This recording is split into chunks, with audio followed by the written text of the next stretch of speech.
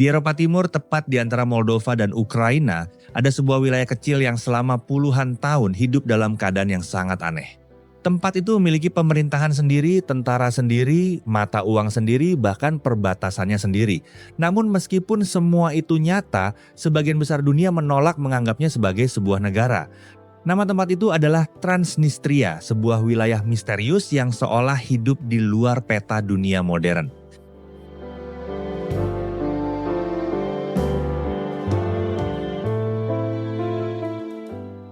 Bagi orang luar, Transnistria terlihat seperti negara sungguhan.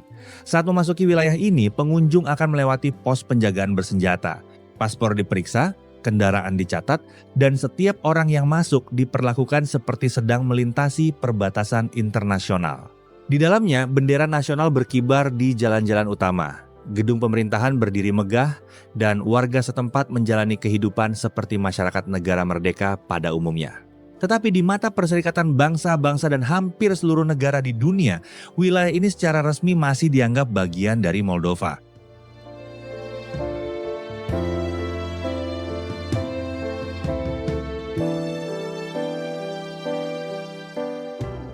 Kisah Transnistria bermula ketika Uni Soviet runtuh pada awal 1990-an. Saat itu Moldova memisahkan diri dan mulai bergerak mendekat ke Eropa. Namun penduduk di wilayah timur Moldova yang mayoritas berbahasa Rusia merasa tidak ingin mengikuti arah tersebut. Mereka khawatir identitas mereka akan hilang jika Moldova semakin dekat dengan Rumania dan Barat. Ketegangan pun mulai tumbuh, hingga akhirnya berubah menjadi konflik bersenjata singkat pada tahun 1992.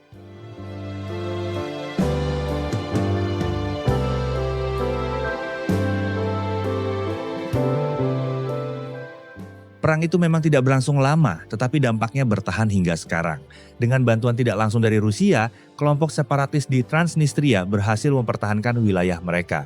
Sejak saat itu, Transnistria berjalan seperti negara merdeka, walaupun tidak pernah benar-benar diakui secara internasional. Secara teknis, mereka ada. Namun secara hukum internasional, mereka dianggap tidak ada.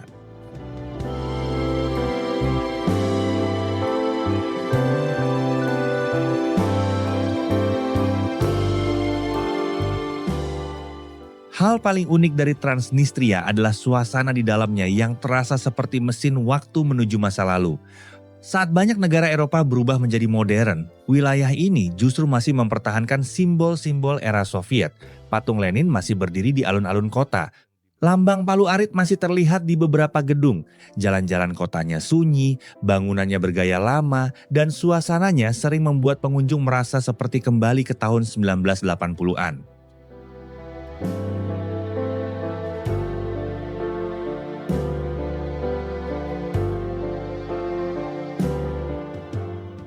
Ibu kota wilayah ini adalah Tiraspol, sebuah kota yang menjadi pusat kehidupan Transnistria. Di sana, kendaraan masih banyak yang berusia tua, bangunan pemerintahan tampak klasik dan nuansa Soviet terasa sangat kuat. Tidak sedikit wisatawan datang hanya untuk melihat seperti apa rasanya mengunjungi tempat yang seolah berhenti di masa lalu. Banyak yang mengatakan Transnistria bukan hanya wilayah tanpa pengakuan, tetapi juga kapsul waktu dari dunia yang sudah lama runtuh.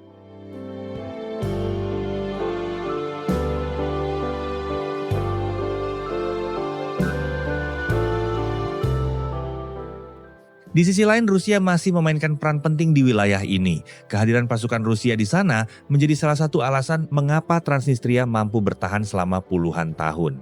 Bagi sebagian warga, Rusia dianggap pelindung. Tetapi bagi sebagian negara barat, keberadaan Rusia di Transnistria dianggap sebagai ancaman geopolitik yang terus menciptakan ketegangan di kawasan Eropa Timur.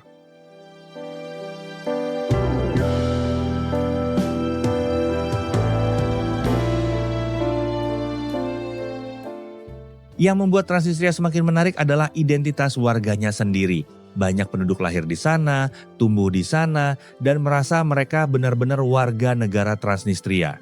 Mereka memiliki kebanggaan nasional, lagu kebangsaan, dan rasa memiliki terhadap tanah yang mereka sebut negara. Namun di luar perbatasan mereka, identitas itu hampir tidak diakui oleh siapapun.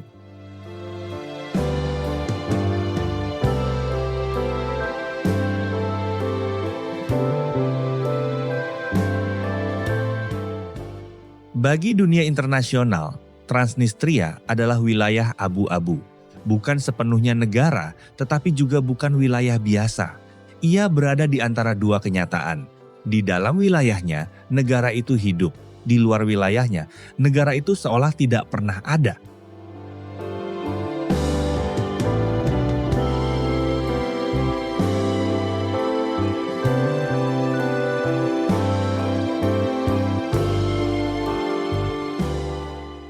Salah satu hal yang paling membuat banyak orang penasaran adalah bagaimana generasi muda di Transnistria memandang masa depan mereka sendiri. Anak-anak muda yang lahir setelah konflik tahun 1992 tidak pernah benar-benar mengalami perang, tetapi mereka tumbuh di tengah identitas yang terus dipertanyakan.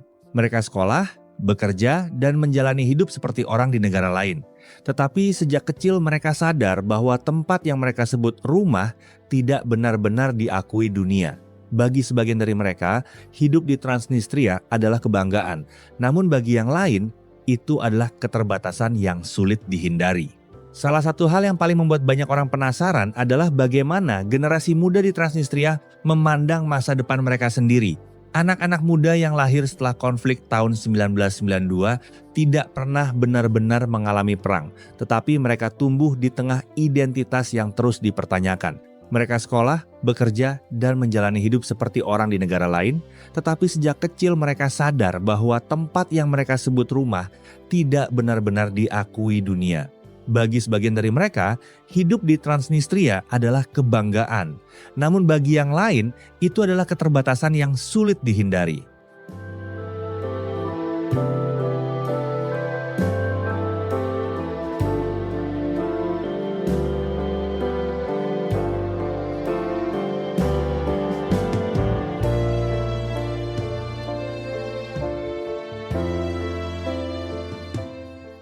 Hingga hari ini status Transnistria masih menjadi salah satu teka-teki politik paling aneh di Eropa.